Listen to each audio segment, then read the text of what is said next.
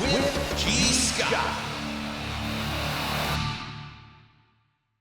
He needs no introduction. 13-year NFL vet, Super Bowl champion, Brandon Mebane. Bang! What's good, bruh? What's going on, G? How you doing, man? What's the weather like out there? Man, the weather is shitty. Let's get to it. Hey, speaking of those kind of things, we struggling out here a little bit, and we struggling for an explanation. We don't understand something. There's been 2 free agent linebackers that have been brought in the offseason. They did not make it to game 10. One of them, Jerome Baker, was traded away. The other one, Tyrell Dodson, 9-game starter, team's leading tackler, and was just released. Now, you watched number 0. You watched him on film. I'm going to sit back. I'm going to let the expert like yourself. Why did the Seahawks cut him? Hey, man, the only thing I can think of with them releasing him, like at this point right now during the season, is he must have picked up a chair and threw it across the meeting room. I don't understand that. Like I said, sometimes you look at stats, you'd be like, oh, but stats don't always tell the story, right? But I've been watching the film, right? I think it was like a small little correction that they could have did with those linebackers to just have them playing faster, like their body be going one way and their mind be going the other way, or their eyes be going one way and their body go the other way, right? I didn't see like it was like really like crazy off, but hey, what I know, man. I like I said, I think he picked the chair up and launched it at somebody or something. Because I don't know. Because did you see bad play out of him? Did you think he was a bad player? I saw after I forgot what week they traded the one guy to Tennessee for player. Yep. I feel like the play out of him got better. I think it got better. After they traded him. After they traded number 17? Yeah. So number 17 got traded and then 0 stayed. I saw a better play out of 0. It's like he got better. I don't know, man. And this is my thing. This is what I don't think people understand. Okay, yeah, you can sit up there and say about the linebackers, D-line, O-line. Let's go in the draft and start all over again. At some point, you have to work with what you have, right? Mm-hmm. You can't always go into the draft and be like, oh, we're going to go in the draft and fix it, right? Because you're dealing with more guys that's inexperienced. Mm-hmm. And then when those inexperienced guys play against these 5, 6, 7-year NFL veteran, they're not about to take it easy on them. It's going to get worse, right? So sometimes you have to build on what you have. If not releasing him, at least, hey, man, we're going to bet you this time and, bring this other guy up. But my thing is this, whoever was behind number 0, we don't know if he's better or if he's worse. That's Tyrese Knight. It's a 4th-round rookie. Okay, yeah. So, we don't know. It's like unknown. Wait, how he might not even be 4th round. Might be even later than that. So is this one of those things where do you think that maybe they think this other player, Tyrese Knight, is much better than what Tyrell Dodson was? I think if he was better, he'd have been starting before him beginning the season. It wouldn't have took it this long. Bane, have you ever seen that? Have you ever seen a starter for 9 games, leading tackler, get cut? No, I don't. I didn't seen some wild stuff, but I'd never seen a scenario like this. Yeah, that's pretty interesting. Because to me, I think their defense got better after the Rams. After they played Buffalo. I thought that defense got better. I thought that defense played the Rams actually pretty good. I thought they played actually well. Bane, looking at from how they played Monday night, the Rams played Monday night against the Dolphins. Well, let me tell you what territory that the Seahawks find themselves in right now. They are 4-5 right now in the Right. division. And as you know, right now, the 7th seed right now is the Green Bay Packers at 6-3. So right now, the Seahawks need to really get busy. They go on the road to play against the San Francisco 49ers down in Santa Clara. Right. Give us something that you have seen on film with the Niners. Okay, the Niners is a team that obviously they're familiar with. They played them this year already at home. Played them last year. Same coaching, personality, same everything, right? So they're familiar with them. Now, this is the kicker from what we're going to see more, right? So Christian McCaffrey came back last week against Tampa Bay, right? Mm-hmm. He had 13 carries with 39 yards, right? This week, I think he's going to get 23 carries. And the question is, we don't know how many yards he's going to get. But I think they're going to feature him more back into the role that he's more of accustomed to. They just ramped him up. They just slow started him last week. I think they're going to ramp it up even more, running him between the tackles, outside the tackles, and working a play action pass. Now, my thing as the defense, right, this is what they have to do. I think no game plan, no blitzes, no none of that is important. To me, what's important is being disciplined, standing your gaps, right? The ends, they're going to get tested this week. I think they're going to try the ends. They're going to try to run on the outside. They're going to run on outside the tackles. I think if I had to choose between the two runs that they're going to use more, I would say they're going to run more outside the tackle this week than inside the tackles. Why? So you're going to see wide zone. Why do you think that? Because I think not I think, what I know, looking at the San Francisco 49ers offensive tackles, they believe their offensive tackles are better than the Seattle Seahawks edge defenders. Period. And they said they're better. They can block them. They even, and this is the thing too, they even think they tight ends can block their defense ends. That's how they feel. That's if you watch how they play football, they have that mentality. Our tight ends can block your defense ends. So you think So you think CMC gets 20 plus carries this week because of the ramp up that you saw last week? Yes, I think they're going to ramp him up. And so one of the reasons why they're going to ramp him up is because that offense, when you watch that offense, they're big on motions and they're big on play action pass. And so the quarterback, he's big on boots, rolling out. And sometimes if he sees something open, he won't throw the ball. He'll run the ball. He'll take off and run and baseball slide. And there you go. In your opinion, even though San Francisco hasn't had this season so far that most thought they'd have, you still think San Francisco is a tough team, don't you? I think so. I think San Francisco they're not as good as Detroit, but I think they have that mentality like Detroit of motorcycle gang, family picnic. We taking all the food, the hot dogs, the candies, the popsicles, the ollipops. We taking everything, So Bane, the Seahawks are 4-5. They're in a situation where the next two games are divisional games. You've taught us that these divisional games are basically playoff games, right? Maybe playoff games. They're heading down there to play against the Niners, and then they come back home against the Cardinals. The Cardinals right now, 6-4, first place in the division. They're playing well.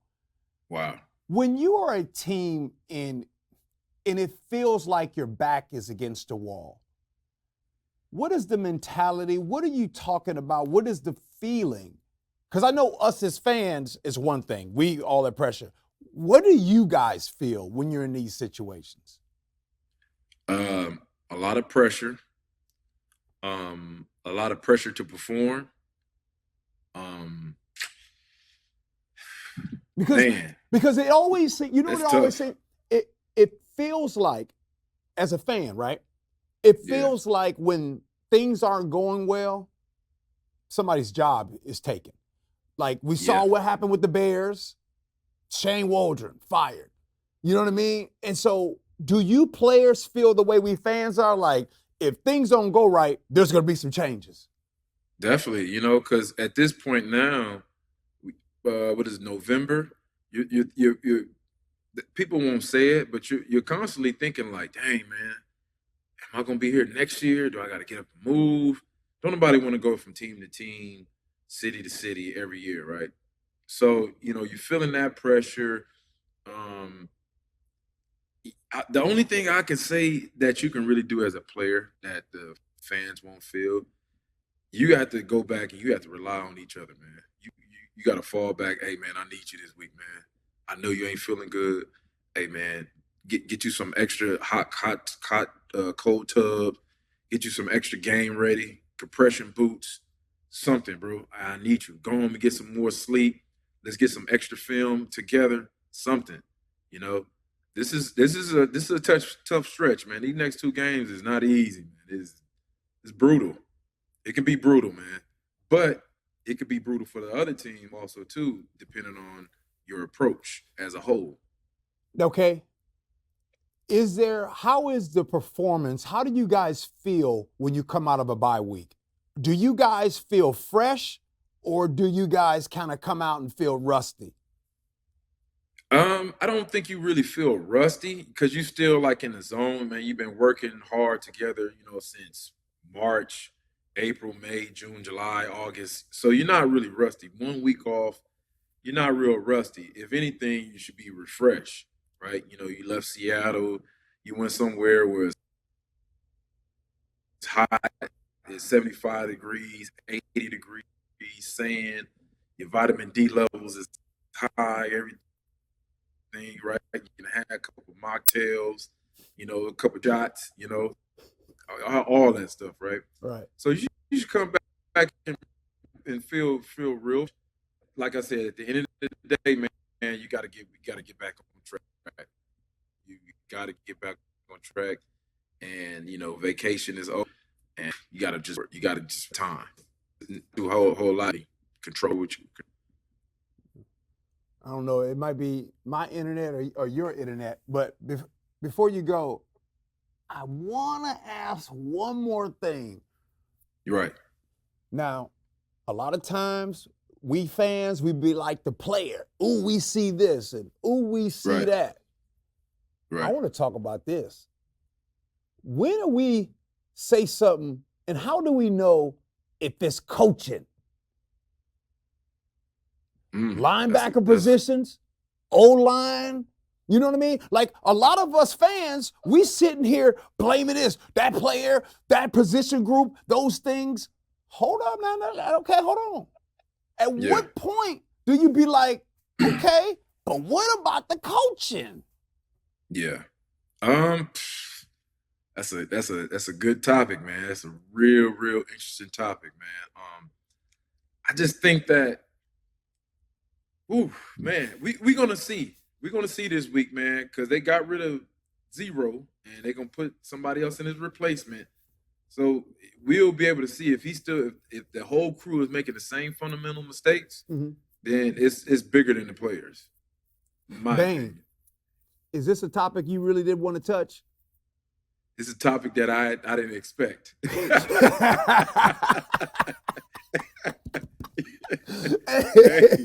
Hey man, people get sensitive, man. Like, hey man, talk about me, I'm like, hey man, nothing personal, man. Okay, I know you can't talk about it, and I know you. I know when you start dancing. See, this is when you dancing. That's fair. I'm gonna let you dance, but like you just said, if there isn't improvement going forward, you can't just keep blaming the player. No. Just like this, you look at a lot of, radio shows, podcasts, they talking about the Seahawks or just in general football period, right? So everybody wants to blame, say offensive line this, offensive line that. Like I said, okay, you can go out and replace all the offensive line, get new guys, get guys from other places, pay them, draft them high, whatever.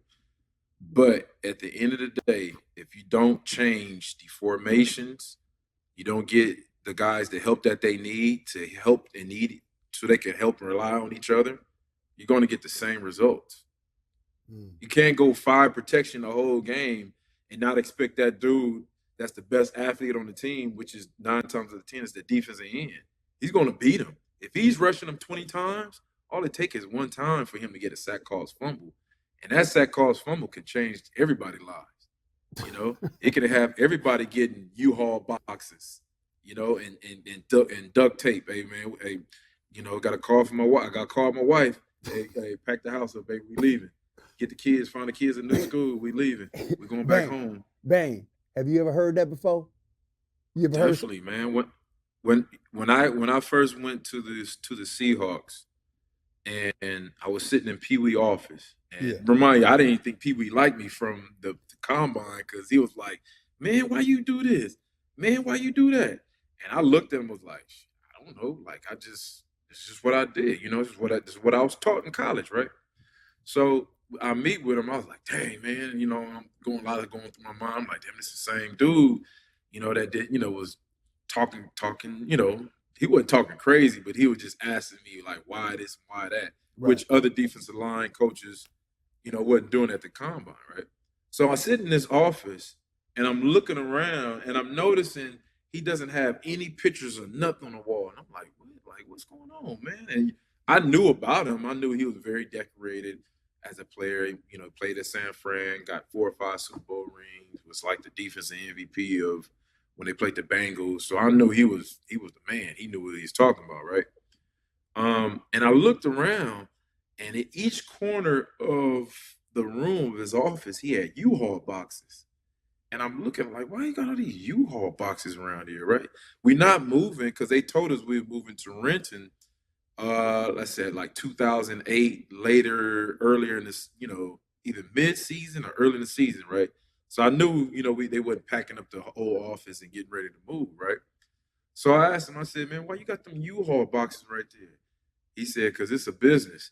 He said, anytime, in any place, anywhere, they can fire me at any point. So I'm ready, and that reminded me to stay on my toes and don't get comfortable. And I was like, oh my God. Like, I'm like, man, that was my first introduction to like this NFL is a business and this is not college. You know, college, you sign your letter every year. So I never thought about it. You know, like, you know, sign and talk to the coach, whatever, tell him you goes, blah, blah, blah, this and that. But this dude said, if you don't do your job, you're going bye-bye fast. I'm like, oh, wow. And yeah, that was my introduction, man, to you can be replaced at any point, at any time, man. Hey, Bang, before you go, this NFL a cold business, ain't it? Man, I got another story, man. My wife actually reminded me of this morning, right? So me and Mike Bennett met up, and I went to his birthday party, right? And, you know, we was laughing and joking and everything, right? And I was telling him, like, yeah, man, it kind of reminded us the same time, you know, we was in Seattle, you know, it was just like that. You know, Mike Bennett he still got that personality and character. It's just very unique, right? Mm-hmm. And so I remember she brought up, she was like, yeah, man, I remember when Red left, right? When Red got traded. And we never talked about this. I was like, what? Like, and she brought it up. She said, yeah, I never told you this, but I know like a bit of you was not, you wasn't the same. And I was like, what you talking about? She said, when Red left, your personality and your like spunk it kind of like went away because you was real sad when Red got traded. And I was like, and I thought back, I was like, damn, you're right. Like, I never like thought about that, like me looking in depth myself like that. And she said, yeah, that affected you a whole lot. Bang. A whole lot. Was you sad when Red got traded? I was, but I try not to show it because it's interesting. Like in my whole entire life, right? Red was the first person that I ever really got like real close with, other than like, you know, Marshawn and few guys from college. Over a long period of time, Red was the first person that I got like real close with. Like he was like, he not like still is. But Red like my brother, like my real blood brother. And what happened was we just found out we got so much in common. So we was like, dang man, you struggle with that. I struggle with that at school. Right. Like you went through that, I went through that, and it was just like, dang, bro, like it was just meant to be. And yeah, it was instant. Me and him it was instant. And yeah, that she told me, she said, yeah, I never told you about it, but I remember that really had a major effect on you.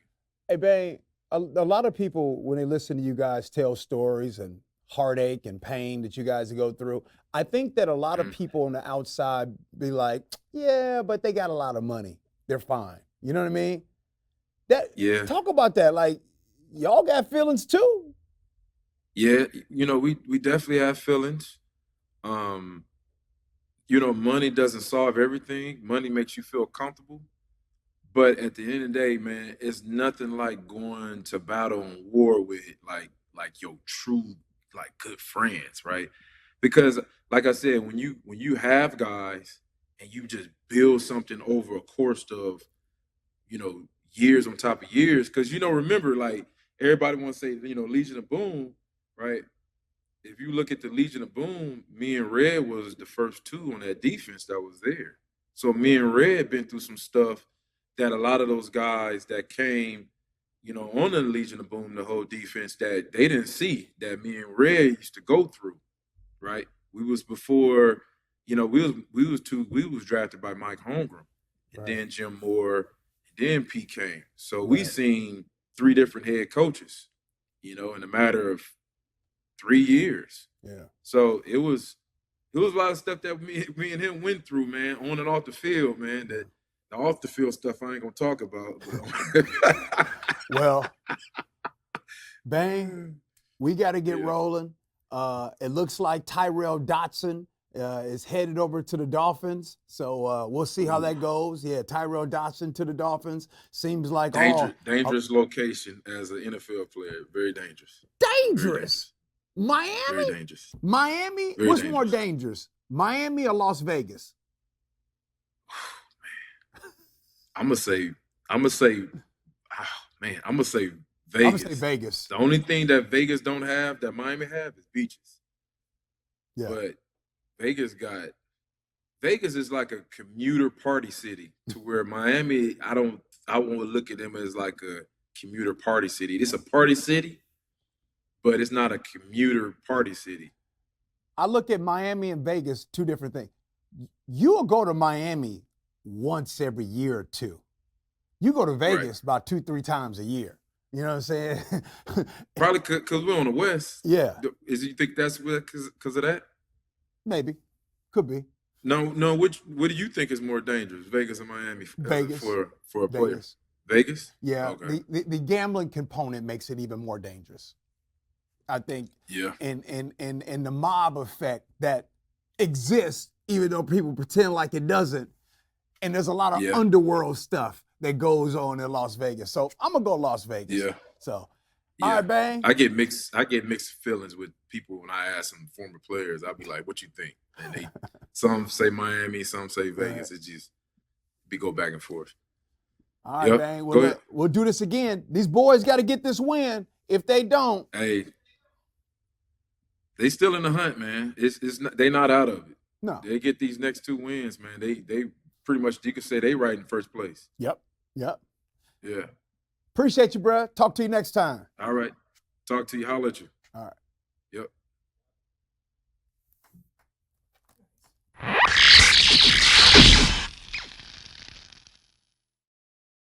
If they give it to you, they can take it away. That's why you got to work for everything. Don't let nobody give nothing to you. Work for it all, baby. Don't have nobody holding anything over your head. You ever have somebody give you something and like to remind you, I did this for you, I did that for you? I'm going to say it again. If they give it to you, they can take it away. Go work for yours. Get yours. Earn it yourself. Plus, you appreciate it more when you work for it and you earn that thing for yourself. Hey, appreciate you rocking with me. Love you for that. And as always, be kind.